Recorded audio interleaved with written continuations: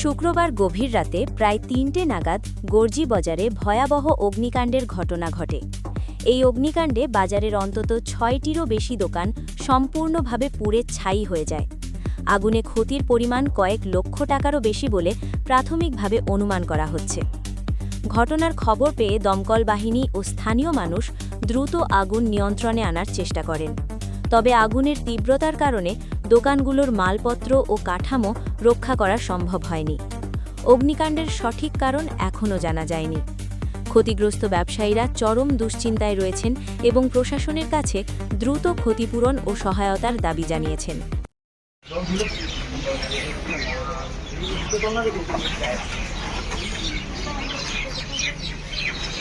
সাংবাদিক না এগুলো দেখা গেল।